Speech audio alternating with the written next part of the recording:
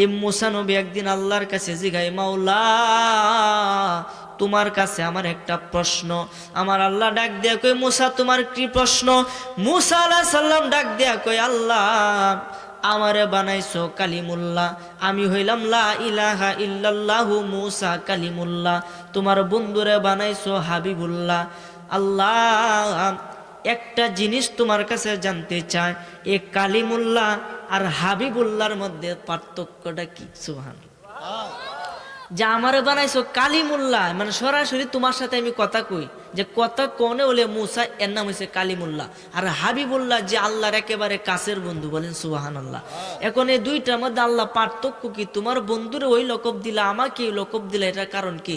আমার আল্লাহ ডাক দেয়া কই, মুসা তুমি উত্তর শুনে নাও, আমি আমার নবীকে কতটুকু ভালোবাসি, খুব মনোযোগ দেন বাবা।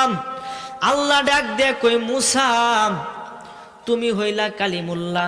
কালিমুল্লাহ তাকে বলে যে বাড়িঘর থইয়া, দোকানপাট থইয়া, রাস্তাঘাট থইয়া, টাকা পয়সা থইয়া, বিবি বাচ্চা থইয়া, পাক পবিত্র হইয়া কহিতুরে যাইয়া তুর পাহাড়ে গিয়া আমি আল্লাহকে বলে রব্বি আরিনি, আমার দেখা দাও, রব্বি আরিনি, আমাকে দেখা দাও।